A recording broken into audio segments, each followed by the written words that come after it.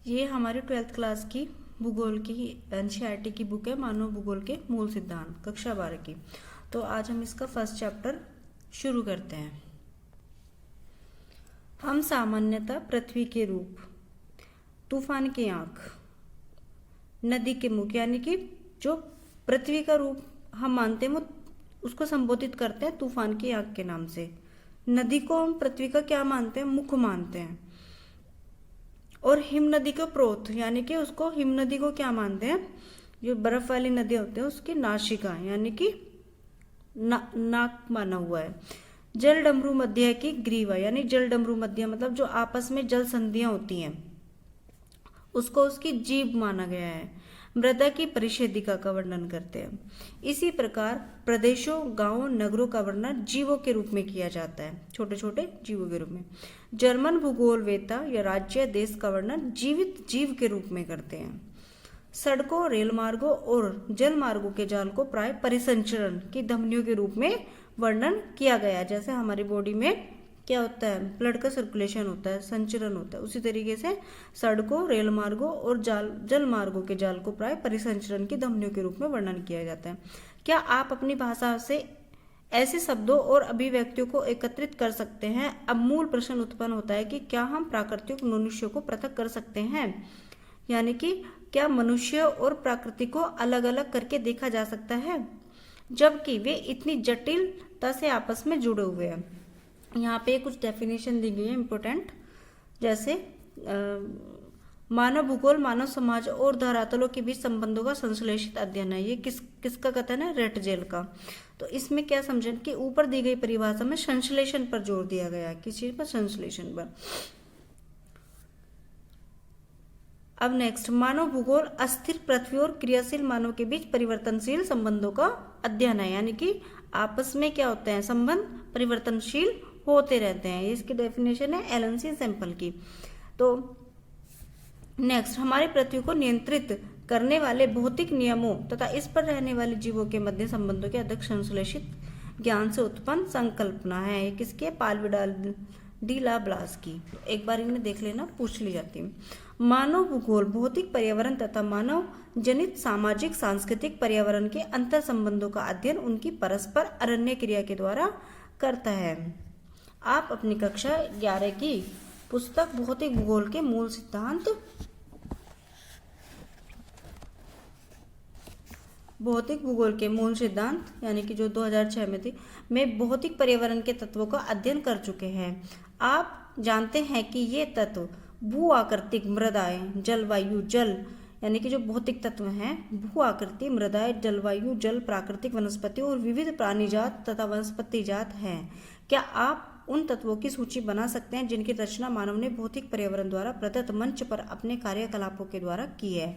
गृह, गांव, नगर, सड़कों व रेलों का जाल, उद्योग, खेत पत्तन, दैनिक उपभोग में आने वाली वस्तुएं तथा भौतिक पर्यावरण के अन्य सभी तत्व भौतिक पर्यावरण द्वारा प्रदत्त संसाधनों का उपयोग करते हुए मानव द्वारा निर्मित किए गए हैं। जबकि भौतिक पर्यावरण, यहाँ पर भौतिक पर्यावरण जो शब्द है उससे अर्थ यही है कि भू आकृति जो है, मृदाएं, जलवायु, जल, यही सब चीज भौतिक पर्यावरण मानव द्वारा वृहत स्तर पर, बड़े स्तर पर परिवर्तित किया गया है। साथ ही मानव जीवन को भी इसने प्रभावित किया है। यानी कि जो भौतिक पर्यावरण होता है, भौतिक पर्यावरण से ही हम जुड़े हुए होते हैं। कैसे? जलवायु से, मिट्टी से, जल से, भू आकृति कैसी है, हमारे आसपास की प्राकृतिक वनस्पति कैसी है, विभिन्न प्रकार के प्राणी जात कैसी है। तो ये सब चीजें क्या है? ये मानव को उसके जो आसपास का पर्यावरण है, भौतिक पर्यावरण जो है वही तो मानव को प्रभावित करता है। तो भौतिक पर्यावरण मानव द्वारा वृहत स्तर पर परिवर्तित किया जाता है और साथ ही मानव जीवन को भी इसने प्रभावित किया है। अब नेक्स्ट है मानव का प्राकृतिकरण और प्रकृति का मानवीकरण, यानी कि दोनों का आपस में किस तरीके से संबंध है। अब मानव का प्राकृतिकरण कैसे है और प्रकृति का भी मानवीकरण कैसे है, यानी कि जो मनुष्य के आसपास विभिन्न प्रकार के प्राणी जगत, जलवायु या मृदाएं जो भी पाया जाता है वो क्या है? वो एक तरीके से मानव का प्राकृतिकरण ही है। अब आगे शुरू करते हैं। मनुष्य अपने प्रौद्योगिकी की सहायता से अपने भौतिक पर्यावरण से अनन्य क्रिया करता है। यह महत्वपूर्ण नहीं कि मानव क्या उत्पन्न और निर्माण करता है, बल्कि यह अत्यंत महत्वपूर्ण है कि वे किन उपकरणों और तकनीकों की सहायता से उत्पादन और निर्माण करता है। यानी कि जो हमारा पर्यावरण है, पर्यावरण ही एक तरीके से क्या है, आविष्कार की जननी भी कह सकते हैं। एक प्रौद्योगिकी का निर्माण करते हैं और ये प्रौद्योगिकी का निर्माण ही मनुष्य को पर्यावरण से जोड़कर रखता है। यानी कि पर्यावरण ने ही प्रौद्योगिकी के विकास पर जोर दिया है। प्रौद्योगिकी किसी समाज के सांस्कृतिक विकास के स्तर की सूचक होती है। यानी कि अब हम जो भी टेक्नोलॉजी यूज करते हैं आज के समय में, प्रौद्योगिकी का मतलब है यहाँ पर टेक्नोलॉजी, वो मनुष्य से पूरी तरीके से जुड़ी हुई है। पूरी तरीके से आज हम जिस भी टेक्नोलॉजी का यूज करते हैं, मोबाइल फोन हो, परिवहन के संसाधन हो, वो सभी क्या है, वो यानी कि एक समाज को दूसरे समाज से जोड़ने का काम भी प्रौद्योगिकी ही करती है। मानव प्रकृति के नियमों को बेहतर ढंग से समझने के बाद प्रौद्योगिकी का विकास कर पाया है। उदाहरण के लिए घर्षण और ऊष्मा की संकल्पनाओं ने अग्नि की खोज में हमारी सहायता की। यानी कि पर्यावरण ने किस चीज को जन्म दिया, आविष्कार को, प्रौद्योगिकी को जन्म दिया।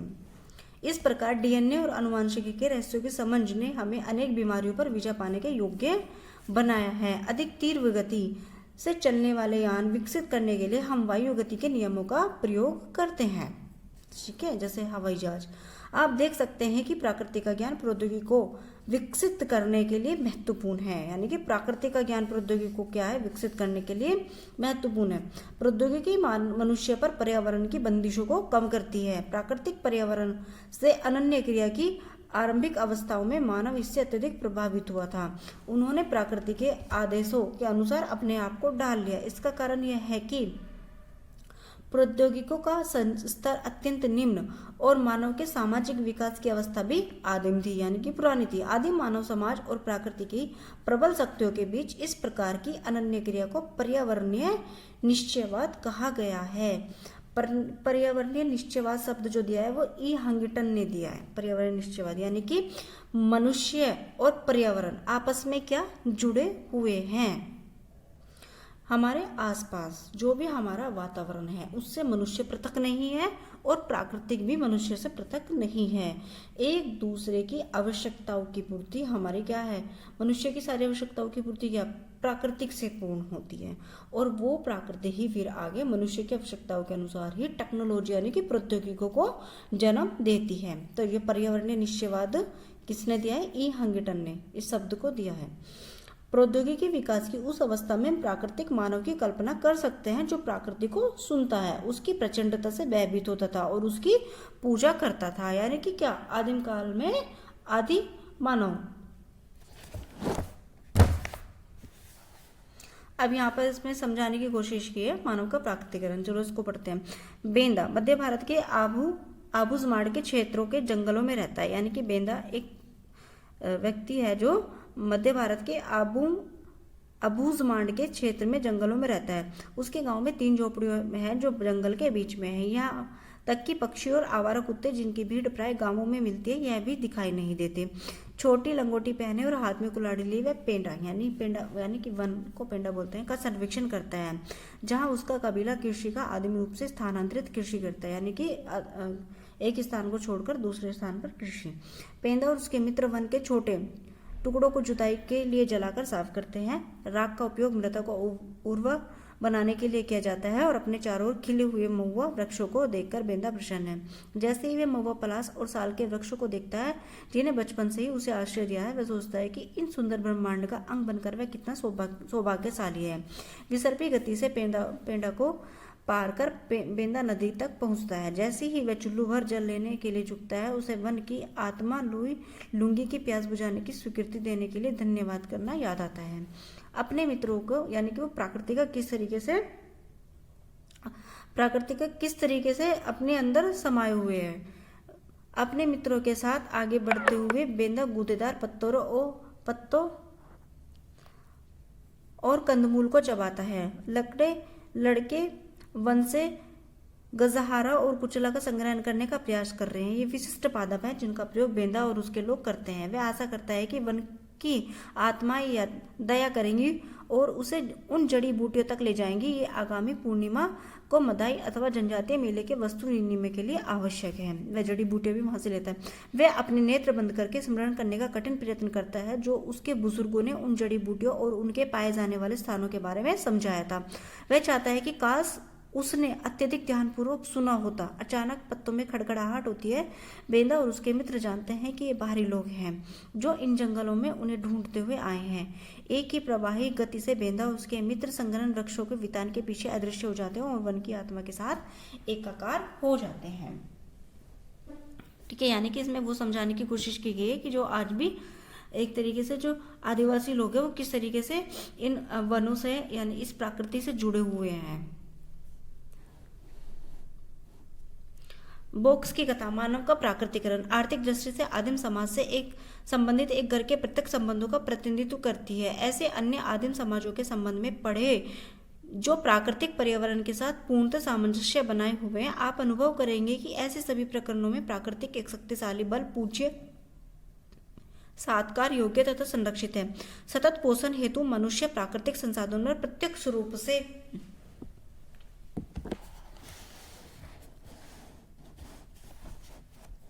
प्रत्यक्ष रूप से निर्भर है। ऐसे समाजों के लिए भौतिक पर्यावरण माता प्रकृति का रूप धारण करता है। समय के साथ लोग अपने पर्यावरण और प्राकृतिक बलों को समझने लगते हैं। अपने सामाजिक और सांस्कृतिक विकास के साथ मानव बेहतर और आर्थिक सक्षम प्रौद्योगिकी का विकास करते हैं।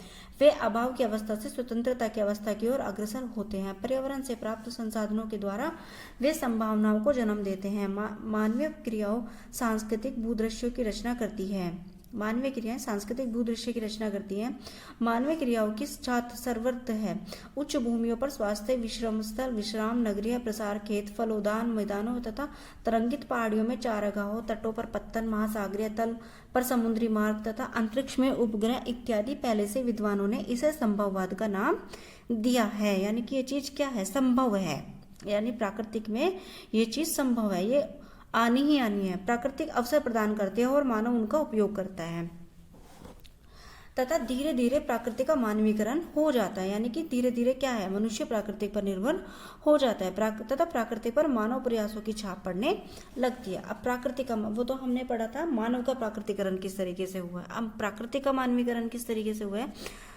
ट्राइडहाइम के शहर में सर्दियों का अर्थ है एक प्रचंड पवने और भारी हिम। महीनों का आकाश अदीप्त रहता है। कैरी प्राप्त 8 बजे अंधेरे में कार से काम पर जाती है। सर्दियों के लिए वह उसके पास विशेष टायर है और वह अपने शक्तिशाली कारों की लाइटें जलाए रखती है।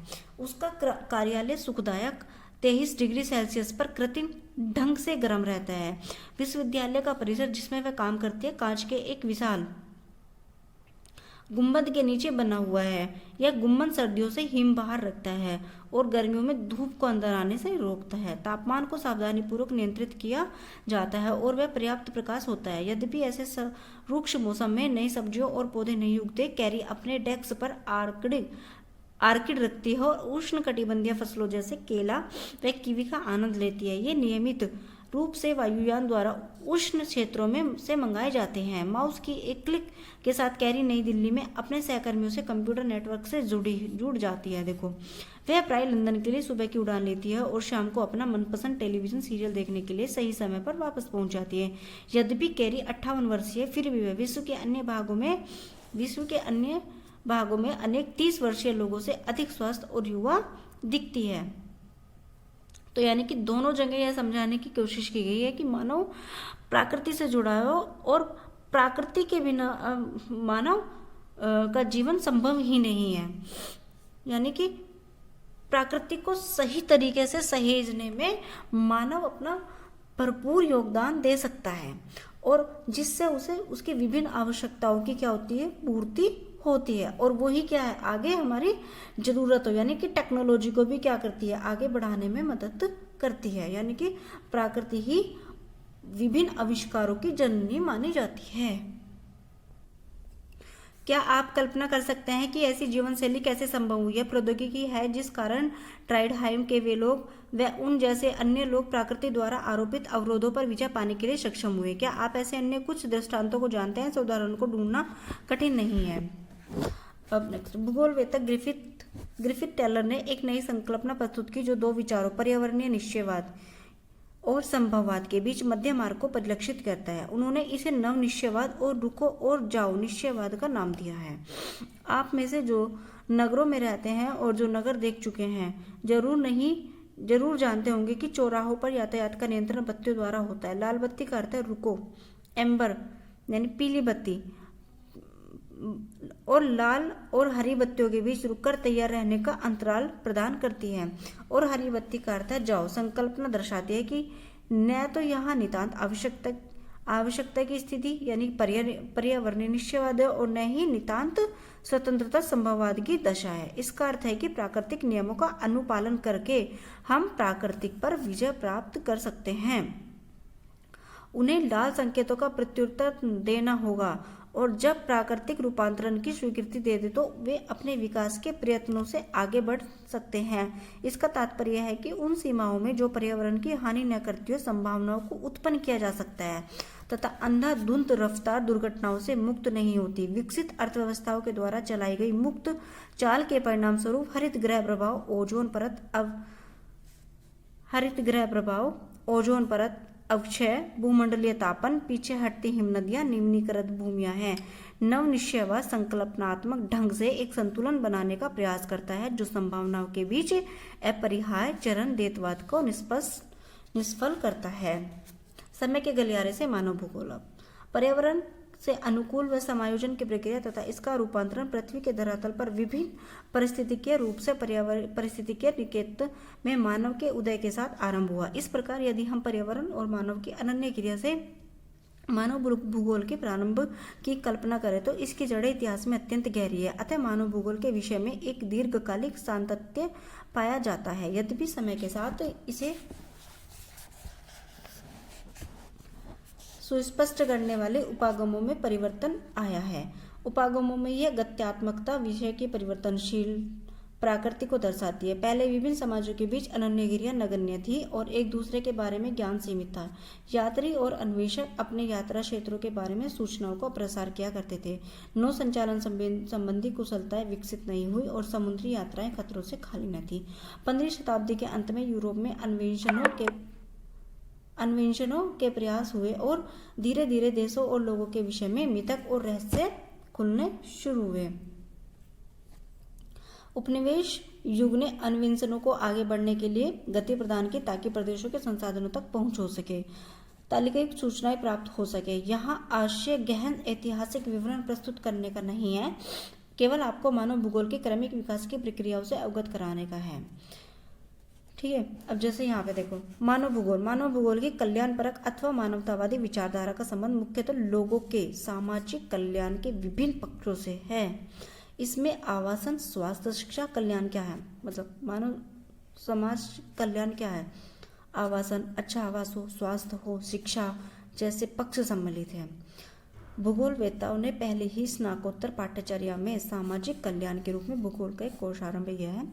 अमूलवादी रेडिकल विचारधारा निर्धनता के कारण बंधन और सामाजिक असमानता की व्याख्या के लिए मार्क्स के सिद्धांत का उपयोग किया। समकालीन सामाजिक समस्याओं का संबंध पूंजीवाद के विकास से था। व्यवहारवादी विचारधारा ने प्रत्यक्ष अनुभव के साथ साथ मानव जातीयता, प्रजाति, धर्म इत्यादि पर आधारित सामाजिक संवर्गों के दीर्घकाल बोध पर ज्यादा जोर दिया। मानव भूगोल के क्षेत्र एवं उपक्षेत्र क्या क्या है। मानव भूगोल जैसे कि आपने देखा मानव जीवन के सभी तत्वों तथा अंतराल जिसके अंतर्गत वे घटित होते हैं के मध्य संबंध की व्याख्या करने का प्रयत्न करती है। इस प्रकार मानव भूगोल की प्राकृतिक अत्यंत अंतर विषयक है। पृथ्वी तल पर पाए जाने वाले मानवीय तत्वों को समझने व उनकी व्याख्या करने के लिए मानव भूगोल सामाजिक विज्ञानों के सहयोग विषयों के साथ साथ घनिष्ठ अंतरपृष्ठ विकसित करते हैं और ज्ञान के विस्तार के साथ साथ नए उपक्षेत्रों का विकास होता है। और मानव भूगोल के साथ भी ऐसा ही हुआ है। आइए मानव भूगोल के उपक्षेत्रों का जैसे करते हैं। आपने अनुभव किया कि यह सूची विशाल और विस्तृत है। यह मानव भूगोल के विस्तृत होते परिमंडल को परिलक्षित करती है। उपक्षेत्रों के मध्य सीमाएं प्राय अतिव्यापी है। इस पुस्तक में अध्ययन में भूगोल में जो सामग्री दी हुई है आपको मानव भूगोल के विभिन्न पक्षों का पर्याप्त विस्तृत ज्ञान प्रदान करेगी। अभ्यास क्रियाएं ये तो आगे बताने की जो समझाने की कोशिश की है। तो एक बार ये देख लेते हैं। आरंभिक उपनिवेश युग, अन्वेषक, इसका उपागम, अन्वेषक और विवरण। सामाजिक और व्यापारिक रुचियों ने नए क्षेत्रों में खोजों व अन्वेषणों को प्रोत्साहित किया। क्षेत्रों को क्षेत्रों को क्या विवरण, भूगोलवेत्ता तथा वर्णन का महत्वपूर्ण पक्ष बनाया। उत्तर उपनिवेश युग में प्रादेशिक विश्लेषण हुए, यानी प्रदेश के सभी पक्षों के विस्तृत वर्णन किए गए। मत यह है कि सभी प्रदेश अर्थात पृथ्वी के भाग इन भागों को पूरी समझ से समझने में सहायता करेंगे। फिर ये आगे ऐसे ही समझाने की कोशिश की गई है। अब इसमें हम नेक्स्ट देखते हैं कि एक चार्ट दिया गया है, इसमें थोड़ा सा बताने की कोशिश की है कि किस किस तरीके से जुड़ा हुआ है। जैसे कि सामाजिक भूगोल के उपक्षेत्र क्या क्या है, व्यवहारवादी भूगोल है, सामाजिक कल्याण का भूगोल है, अवकाश का भूगोल, सांस्कृतिक भूगोल, लिंग भूगोल, ऐतिहासिक भूगोल, चिकित्सक भूगोल, ठीक है, और किस किस तरीके से ये संबंधित है। तो इस तरीके से इसमें नगरीय भूगोल, राजनीतिक भूगोल, जनसंख्या भूगोल, आवासीय भूगोल और आर्थिक भूगोल, और ये इससे संबंधित है। तो इस चैप्टर में इतना ही, और इससे रिलेटेड कुछ ये क्वेश्चंस यहाँ पर दिए गए हैं। तो इसके नेक्स्ट चैप्टर में फिर मिलते हैं। Thank you.